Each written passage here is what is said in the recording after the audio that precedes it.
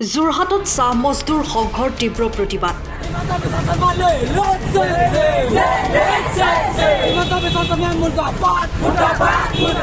বদলি কাম দিয়া তথা শ্ৰমিকৰ অৱসৰৰ পিছত তেওঁৰ পৰিয়ালৰ এজনক চাহ বাগিচাত নিয়োগ কৰা, চাহ শ্ৰমিকৰ মজুৰি বৃদ্ধি কৰা আৰু চাহ শ্ৰমিকক ভূমি পট্টা দিয়াৰ দাবীত আজি অসম চাহ মজদুৰ সংঘৰ চিনামৰা চাহ বাগিচাৰ উদ্যোগত এক প্ৰতিবাদী কাৰ্যসূচী ৰূপায়ণ কৰে।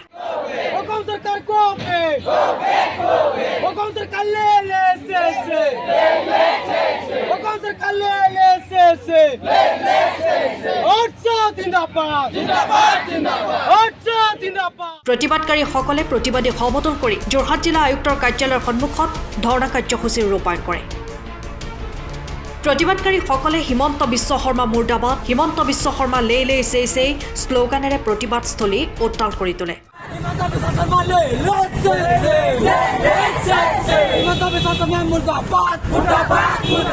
প্ৰতিবাদকাৰীসকলৰ দাবী পূৰণ নকৰিলে চাহ শ্ৰমিকসকলে আগন্তুক ২৬ৰ নিৰ্বাচনত ইয়াৰ প্ৰত্যুত্তৰ দিবলৈ সাজু আছো বুলি হুংকাৰ প্ৰদান কৰে।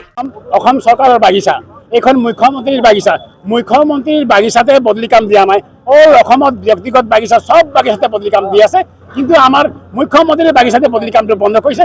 আজি প্ৰায় ২ বছৰমান হৈছে বদলি কামকেইটা বন্ধ কৰি থৈছে। আমি অতি শীঘ্ৰে মুখ্যমন্ত্ৰীক দাবী জনাইছোঁ, আমাৰ বদলি কামকেইটা অতি সোনকালে দিব লাগে, নহ'লে অন্যথা আমি ইলেকশ্যনত আমি প্ৰত্যুত্তৰ দিবলৈ আমি সাজু আছোঁ। আসাম টি কপাৰ্চনত যিবিলাক আমাৰ বাগান আছে বা আমাৰ বাগানৰ শ্ৰমিক আছে, শ্ৰমিকৰ লগত বহুত দুৰ্নীতি চলাই আছে চৰকাৰে।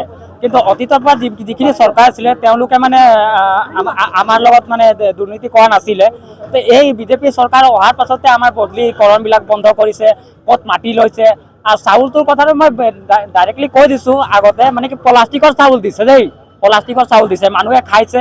মানে কি মানুহৰ মানে বেমাৰ আজাৰ সৃষ্টি কৰিবৰ কাৰণে শ্ৰমিকৰ যিখিনি মানুহৰ সংখ্যা কমাবৰ কাৰণে তেওঁলোক লাগি আছে যে আমি আকৌ এবাৰ ৰাজত্ব কৰিম এই ভাৰতবৰ্ষত।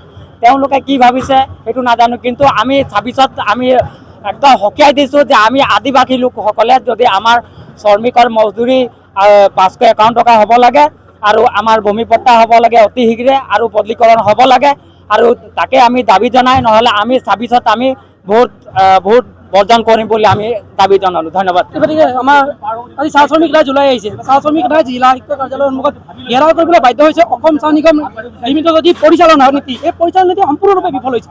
কিয়নো কেইবাবছৰ ধৰি চাহ শ্ৰমিকে যি বদলি লাভ কৰি আহিছে কাম, আমাৰ ব্ৰিটিছ যুগৰ পৰা এইটোৰ কাম বদলি লাভ কৰি আহিছে, আপোনালোকে গম পাবগৈ খবৰ কৰিলে। কিন্তু এই বদলি কামটো চৰকাৰে বন্ধ কৰিছে। একমাত্ৰ চাহ শ্ৰমিকৰ যি পাবলগীয়া প্ৰাপ্যবোৰ, প্ৰাপ্যৰ বিষয়ে মাত মাতিবলৈ হওক বা চাহ শ্ৰমিকৰ যিবোৰ মাটি পট্টা আদি যিবোৰ দিম বুলি কৈছে, তেওঁলোকে এফালে মাটি পট্টা দিম বুলি কৈছে, কিন্তু এফালে শ্ৰমিক চাটাই দিয়া অভিযান আৰম্ভ কৰিছে।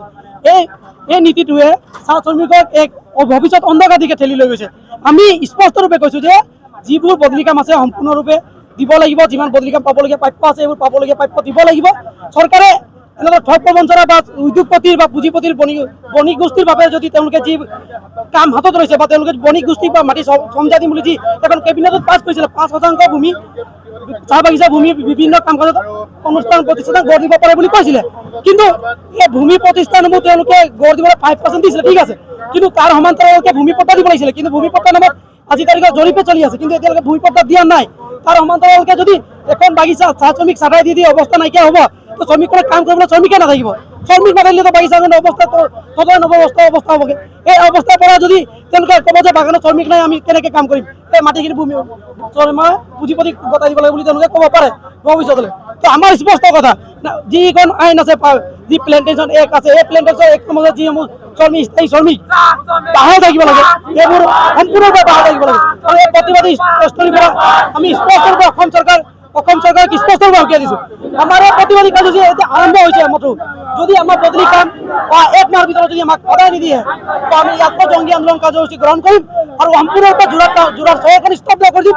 আৰু শ্ৰমিকৰ পৰা যিকোনো প্ৰতিবাদী কাৰ্যসূচী যিকোনো পৃথিৱীৰ পৰিস্থিতি হ'ব পাৰে, সেই প্ৰতি সম্পূৰ্ণৰূপে দায়ী হ'ব অসম চৰকাৰৰ লগতে জিলা প্ৰশাসন। সময়ৰ খবৰ সময়ত পাবলৈ ফ'ল' কৰক টাইম অফ আছাম।